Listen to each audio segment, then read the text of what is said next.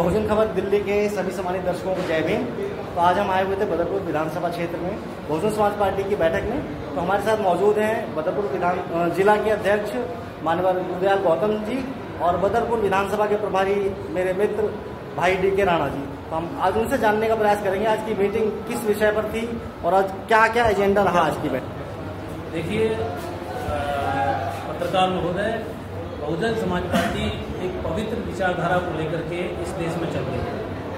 Bahujan Samaj party उन महापुरुषों को लेकर चल रही है जिन महापुरुषों ने इस देश में उस तबके की आवाज़ उठाई है जो तबका हमेशा पीड़ित रहा है, शोषित रहा है, उसको हमेशा दबाया गया है, उसको अधिकारों से वंचित रखा गया है, उसकी आवाज़ को बहुजन समाज पार्टी उठाती है। तो वही बहुजन समाज पार्टी की जो विचारधारा है, बहुजन समाज पार्टी का जो मकसद है, बहन मायावती का जो आदेश है कि भाई लोगों को समझाओ और अभी इलेक्शन आ रहे हैं दिल्ली विधानसभा के, उस दिल्ली विधानसभा के इलेक्शन की आप तैयारी करो, मीटिंग करो, लोगों को समझाओ। इसीलिए आज हमने बहन जी के आदेशानुसार लोगों को बदरपुर विधानसभा के क्षेत्र के लोगों को हमने बुलाया और मीटिंग सफल रही। आपने भी अपने मुखार बिंदुओं से बोला है कि आपने सैकड़ों लोगों का मजमा लगाया है यहाँ। आप मजमा बता दिया आपने, ये शब्द भी मेरे को अच्छा लगा। लेकिन हाँ, ठीक तादाद में लोग आए, लोगों ने अपनी सहमति जताई, अपने अपने विचार रखे हैं। अच्छा अध्यक्ष जी, एक सवाल और पूछना चाहूँगा मैं, क्योंकि भाई मैं भी बसपा का कार्यकर्ता ही हूँ, पक्षकार तो बाद में हूँ। मैं बसपा का पक्षकार हूँ, पत्रकार नहीं हूँ, मेरे पास कोई ऑफिशियल डिग्री नहीं है। तो मैं बसपा का पक्षकार होने के नाते जो मेरे मन में सवाल आता है, बसपा के आम कार्यकर्ता के, आम नागरिक के, दिल्ली निवासी होने के नाते, कि ये जो बंद कमरों की बैठकें हैं क्या इसी तरीके से चलती रही? क्योंकि बंद कमरों की बैठकें तो पिछले 40 साल से चल रही हैं। बहुजन समाज पार्टी के कार्यकर्ता पदाधिकारी अपने कार्यकर्ताओं के, पदाधिकारियों के घर पे जा कर, गली में, मोहल्ले में, चौक पे, चौराहे पे, चाय की दुकानों पे, पान के खोखों पे कब दिखाई देगी बहुजन समाज पार्टी और कैसे दिखाई देगी बहुजन समाज पार्टी? इसके लिए आपके पास क्या रणनीति है? गोविंद भाई, बहुजन समाज पार्टी बंद कमरे में मीटिंग नहीं करती है। हमेशा बहुजन समाज पार्टी ने रोड पे ही मीटिंग करी है, टेंट लगा करके मीटिंग करी है। ये क्या होता है कि अगर कोई विधानसभा का चुनाव लड़ना होता है, कोई प्लानिंग बनानी होती है, तो ये मीटिंगें हमेशा बंद कमरे में ही बैठ करके प्लानिंग के लिए बुलाई जाती है कि भाई किस तरीका से हमने इलेक्शन लड़ना है और बहुजन समाज पार्टी जो विचारधारा है इसको कैसे हमें आगे फैलाना है। तो ये प्लानिंग बनाई जाती, लोगों को बताया जाता है कि इस तरीका से आप अपनी अपनी जिम्मेदारी निभाओ, ये सब। तो बंद कमरे की मीटिंग तो आजकल नहीं हो रही है। खैर, ये तो आपको भी पता है कि हम तो खुले मैदान में आते हैं और बहुजन समाज पार्टी अच्छा प्रदर्शन करती है, ऐसा तो नहीं है। आपने रोडों पे देखा होगा बहुजन समाज पार्टी को झंडे झंडे से। जी, एक चीज़ और बताएंगे कि आज आपने बदरपुर विधानसभा के जितने भी कार्यकर्ता, पदाधिकारी, समर्थक, अनुयायी उपस्थित थे, यहाँ पे सैकड़ों की तादाद में थे, उनको क्या संदेश दिया? क्या हम उसको पब्लिकली दे सकते हैं? क्योंकि देखिए, मुझे नहीं लगता ऐसा कोई संदेश बहन जी ने दिया होगा जो सीक्रेट रहना चाहिए। अगर आपने अपने सैकड़ों समर्थकों को, कार्यकर्ताओं को, पदाधिकारियों को, अनुयायियों को बताया है तो आम जनता को भी वो बातें जाननी चाहिए, है ना? तो जी, वो चीज़ें बताएं आप। बहुजन समाज पार्टी क्योंकि आज हमारी बहन मायावती जी उसकी अगुवाई कर रही है बहुजन समाज पार्टी की, तो हमारी वो नेता है और नेता साहब काशीराम जी की और बाबा साहब की विचारधारा को लेकर चल रही है। तो साहब काशीराम जी की और बाबा साहब की जो विचारधारा है वो लोगों के हक अधिकार के लिए विचारधारा है। तो हक अधिकार इस बहुजन समाज को चाहिए नहीं। इनका हक अधिकार आज तक छीना गया है।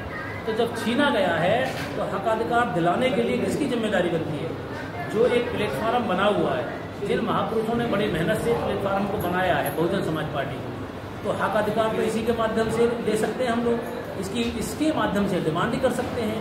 तो हम कार्यकर्ताओं कहते हैं भाई अपनी सरकार बनाओ, अपना अधिकार अपने आप ले लोगे आप। इसीलिए लोगों को बताया जाता है कि मेहनत करोगे, लोगों को जोड़ोगे, लोगों को विचारधारा को, महापुरुषों की विचारधारा को या बसपा की विचारधारा को अगर लोगों तक पहुंचाओगे तो आप जरूर सफल होगे। जब सफल होगे तो जो महापुरुषों ने जिस मकसद के लिए पार्टी बनाई वो मकसद पूरा होगा। यही बताया जाता है लोगों को, और क्या बताया जाता है। और दूसरी बात यह है कि बहुजन समाज पार्टी मानवतावादी विचारधारा को लेकर चलती है। बहुजन समाज पार्टी में कोई भी जाति भेदभाव बिल्कुल नहीं होता है, क्योंकि बहुजन समाज पार्टी ने यूपी में सत्ता हासिल करने के बाद कोई भी जाति ऐसी नहीं छोड़ी जिस जाति का उसने भला ना किया हो, कोई भी जाति ऐसी नहीं छोड़ी जिस जाति का मंत्री नहीं बनाया हो। देखा होगा अपने बहन जी के 4 बार के शासनकाल में ठाकुर को भी, ब्राह्मण को भी, बनिया को भी और बैकवर्ड को भी, SC को भी, मुसलमान को भी, किसी भी जाति धर्म के लोगों को बहन जी ने नहीं मतलब निगलेक्ट किया। सभी जाति धर्म के लोगों को बहन जी ने अपने मंत्रालय में रखा, सबको बराबर का हक का अधिकार दिया। जैसे बहुजन समाज पार्टी का एक नारा है, जिसकी जितनी संख्या भारी उसकी उतनी हिस्सेदारी। तो एक चीज और मैं पूछना चाहता हूं, जैसे बहन जी के किए हुए जो काम है, बहन जी का निर्देश रहता है अपने कार्यकर्ताओं से कि जो बहन जी की सरकारों में 4 बार के शासनकाल में काम किए गए, उनमें से जो मुख्य काम है, क्या आप जानते हैं उनके बारे में? आप बताते हैं जनता को उनके बारे में? मैं ही नहीं जानता हूँ, पूरी दुनिया जानती है जी। क्या है वो? पूरी दुनिया जानती है। जिस तरीका से इनको बहन जी को सत्ता हासिल करने का मौका मिला, तो 4 बार के शासनकाल में बहन जी ने इन महापुरुषों के नाम पे बहुत सारी यूनिवर्सिटीज बनाई, बहुत सारे हॉस्पिटल्स बनाए, बहुत सारे कॉलेज बनाए, बहुत सारी ऐसी स्कीम्स बनाई और बहुत सारे जिले ऐसे बनाए जिन महापुरुषों के नाम पे।